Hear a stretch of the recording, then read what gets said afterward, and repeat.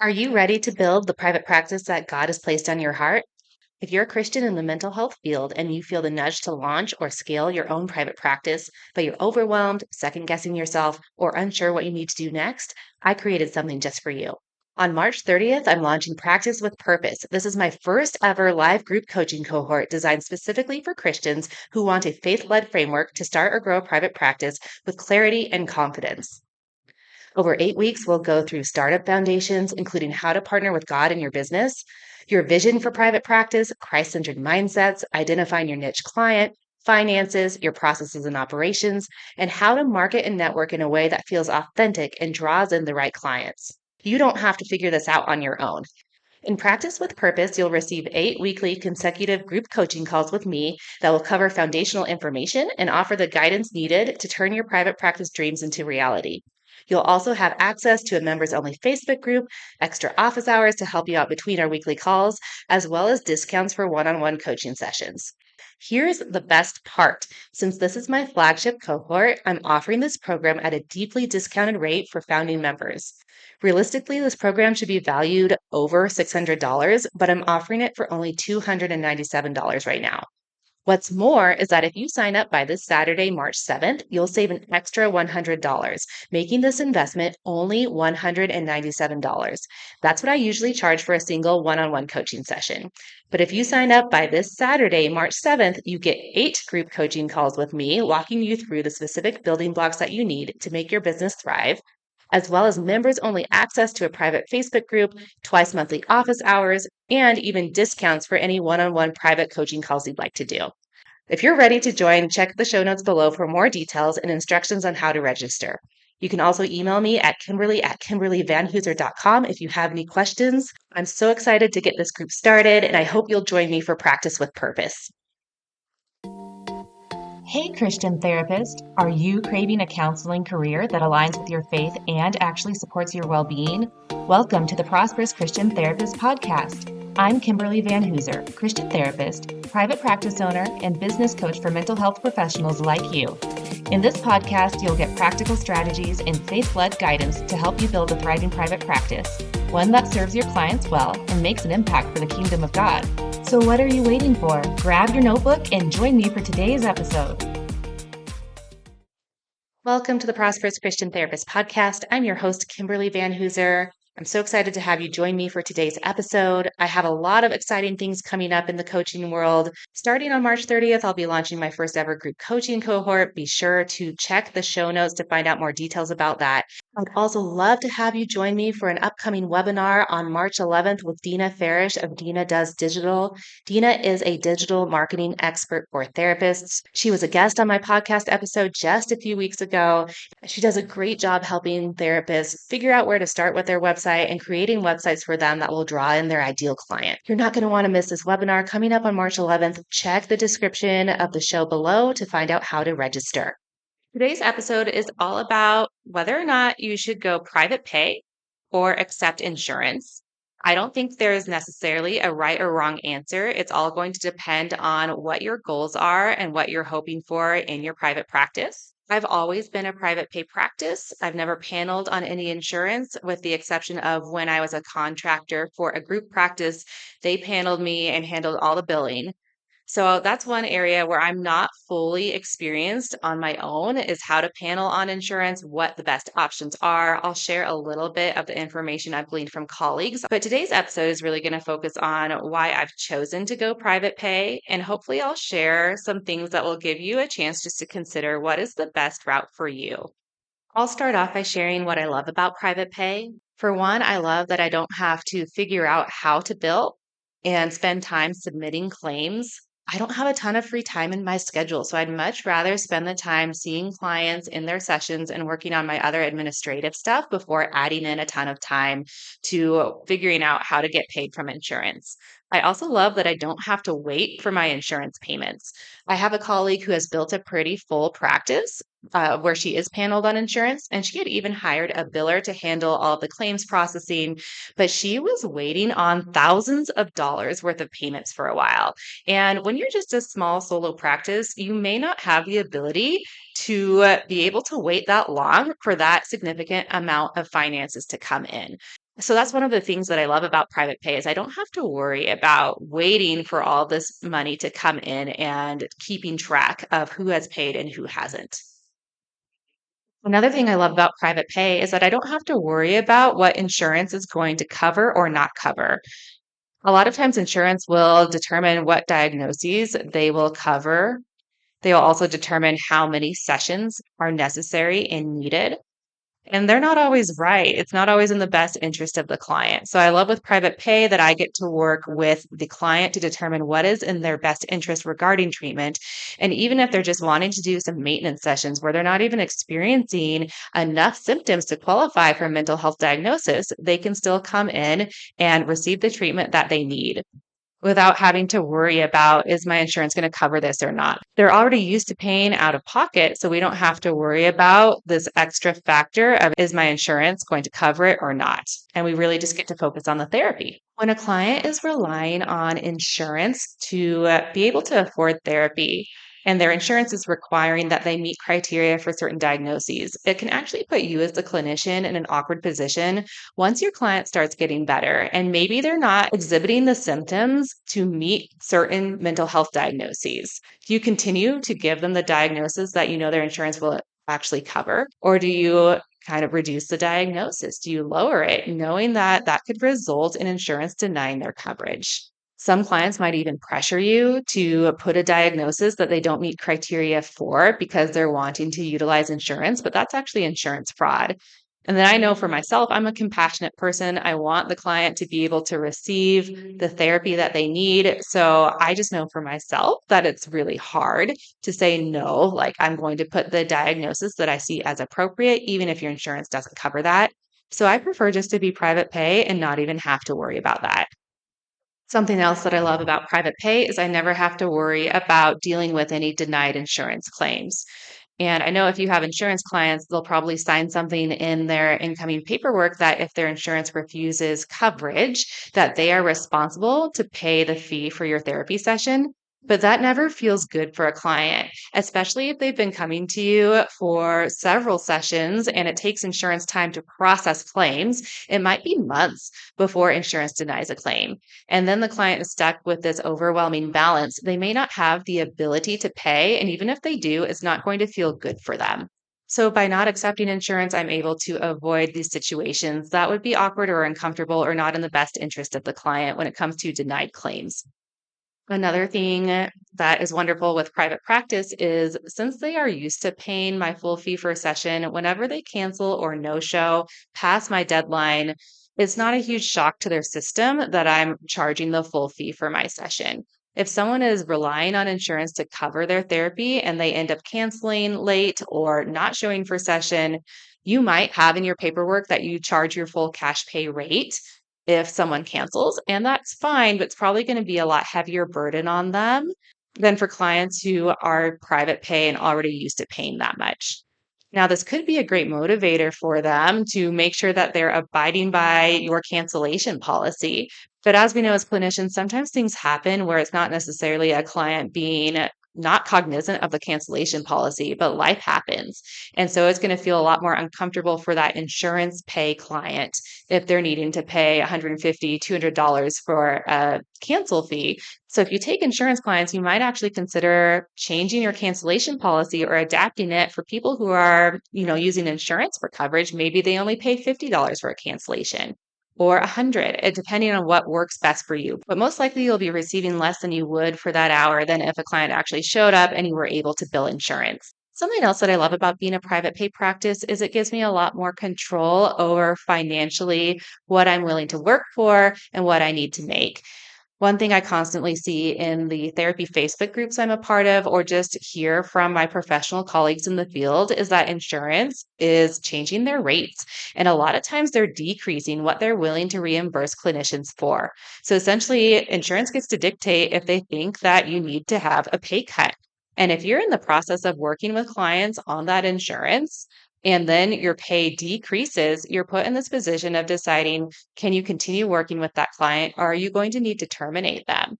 And that can be uncomfortable and difficult for the client. It might create stress for you. The other option would be to continue working at a fee that is lower than what you were receiving before. Obviously, by being in private pay, you get to determine what your rates are, what you're willing to work for, and if you need to change rates, if you need an increase, if for whatever reason you're going to decrease for a client. So it gives you a lot more freedom and control. So for me personally, I've chosen to go private pay because it simplifies a lot of things for me. I don't have to worry about billing or submitting claims or denied claims or having more conversations with clients when these things happen. It gives me a lot more freedom just to do the work that I see as needed and necessary with my clients versus worrying about whether or not insurance will cover it. It helps me stay in control of the finances, making sure I am making what I need to be making. Being a private pay practice has also opened up so much more time in my schedule because I generally will make more per hour than insurance would reimburse me for. I'm able to have a smaller caseload, which allows me to have more hours in my week to dedicate to things that I see as necessary and beneficial. And because I'm private pay, I see myself as being able to fully take care of myself in a way that allows me to show up better for my clients. So not only does it benefit me as a practitioner and as a human being, my clients get way better results than if I were to be accepting insurance, spending a lot more time during my week dealing with the insurance headaches, filling up my caseload so I make enough, and not having the time to do the things that really restore me, refresh me, to pour into my family, to pour into hobbies and interests, even finding time to do continuing education so I become a better clinician. So I see it as something that's mutually beneficial for myself as well as for my clients. Now that I've shared some of the things that I love about being private pay and why I've chosen to go that route, I'm going to give you some pointers to help you figure out what is the best route for you right now in your current situation. First of all, remember that God is your business partner. So take time to invite him into this decision making process. In a healthy partnership, you're not going to make a decision without also consulting and respecting the wishes and the opinions of your business partner. So I encourage you just to take some time and be prayerful over whether or not you should accept insurance. I have considered at multiple times throughout my practice starting to take insurance. And whenever I pray about it, I never get a sense of peace. The Holy Spirit always reveals to me that I'm making that decision out of a place of fear, where I'm feeling desperate, I'm feeling scared that I'm not going to have enough, or feeling a little bit of guilt that I should be taking insurance in order to open up more accessibility of care. But whenever I invite Holy Spirit in, he's been like, no, you just need to focus on private pay. You need to trust me. You might get a different answer. So that's why it's so important for every clinician to be developing their own relationship with the Lord, because He might have a different plan for your practice. So once you invite God into this process, I want you to consider what your needs and wants are right now for your business. Are you wanting or needing full time work as fast as possible? Or do you have the ability for slow and steady growth? If you accept insurance, you're likely going to be able to build your caseload faster than if you're private pay. Private pay is definitely something that takes a lot more time and investment to see results. So if your plan is to have a full-time practice within 6 months, then I would say that taking insurance might be something that is worth it for you. If you are wanting to go private pay, you probably need to have either money in savings or another source of income to hold you over as you are growing your caseload. And that's not a bad thing. I worked other positions while I was building my caseload for a few years, I think, and I could have possibly grown faster.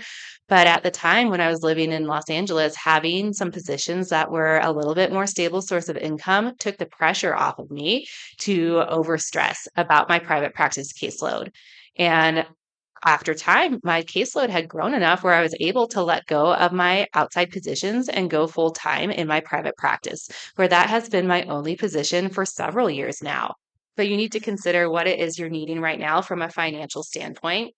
Is it a better option to take insurance and build faster, or is it a better option for you to find another position outside of private practice to help supplement the income that you might need? I think it's also really important to consider what emotional capacity you have for one on one sessions with clients at this time. For myself personally, my capacity for how many sessions I feel good about doing in a day has decreased because other parts of my life have gotten more full. When I was newly licensed, I was single. I had all the time in the world to basically pour into work, and it's something that gave me a lot of life. So I was very motivated to build my practice. I love seeing clients. I had a lot more space in my schedule to have a pretty full caseload. Whereas now, I don't like seeing more than 5 clients in a day. I don't really like seeing clients more than 3 days a week. So my sweet spot is about 10 to 15 clients a week right now. In the past, I've seen up to 30 clients in a week, and that worked for me for the time being. But you need to be checking in with yourself about how many hours seeing clients do you have in a way that still keeps you healthy and whole. And that might impact your choice to go private pay or insurance. If in the long run you don't see yourself seeing 25, 30 clients a week, and you know you'd rather see fewer, consider the finances as well. And you might need to be making more per hour than you would if you accept insurance. So that might push you into the private pay direction. However, if for the next couple of years you feel really happy about the thought of seeing 20 to 30 clients a week and that's going to be enough for you financially, then maybe insurance is a good route for you. Now, if you are considering accepting insurance, you need to ask yourself why you are considering that. And as I mentioned earlier, for myself, it was usually coming from a place of fear where perhaps my caseload was down. I felt this need to make more money. And I was like, the best way to do that is probably through accepting insurance. But whenever I prayed about it, the Lord would reveal to me that I was making that decision out of fear. And fear based decisions are generally not wise or healthy. However, you might have a very good reason for wanting to accept insurance, and maybe it's not something that stresses you out.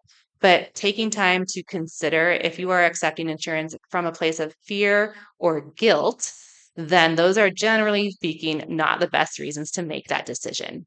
Now, as I mentioned, you're probably going to be able to build a caseload faster if you accept insurance. And I still see so many people who are really needing and wanting to utilize their insurance in order to receive therapy. So that is a great income source, really, if it makes sense for you. I think accepting insurance can help you build that momentum that you might be needing if you're starting something fresh with private practice where you just need some clients in the door. So that's something to consider. What I would say is make sure that if you are hoping in the long run to be able to reduce your hours to just go private pay or to start adding in more private pay clients, don't get stuck with insurance because it can be very easy to get comfortable and be in routine with accepting insurance. And when it's time to shift, how do you actually make that shift? How do you let go of your insurance based clients? How do you make sure that you focus on the type of networking and marketing that you want to do to build your private pay clients? So it's something where you just have to be more disciplined, I think. So that's something to consider. If you do choose to go the insurance route, I really would recommend that you do your best to simplify the process with billing and receiving claims. You need to have some sort of system to make sure that you have submitted claims in a timely manner for your sessions and that you're also keeping track of what payments you have received from insurance. You might choose to hire a biller or someone who knows what they're doing with that. I have heard horror stories of billers who were not great. So just make sure you take time and you pick the right person. I have a lot of colleagues who have utilized platforms like Headway or Alma. They do all the paneling for you and then they provide you with payment while they are the ones waiting for insurance to pay them back. So if I were to ever go insurance, I think I would go one of those routes because I like the simplification of it. And then just be aware of the rates that you're receiving. Be willing to set boundaries with which insurances you're choosing to accept. If someone's paying you less than $100 per session, then that might be insurance that you leave out of it. Make sure that you're receiving the amount of money that you need to have a sustainable practice. Since I've only been private pay, there may be pieces of the insurance process that I'm not fully experienced or knowledgeable about. So I would really encourage you to reach out to other colleagues who might have more experience working with insurance or paneling, pick their brains, figure out what has worked for them, what the stresses are, what they love about it.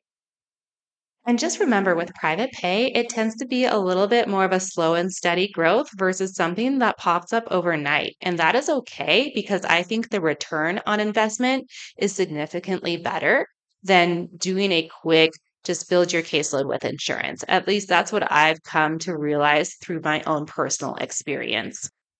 Just in general, when you're building a private practice, whether it's insurance or private pay, there's no instant gratification that happens. It's still going to take time to get paneled on insurance and to see those clients come in.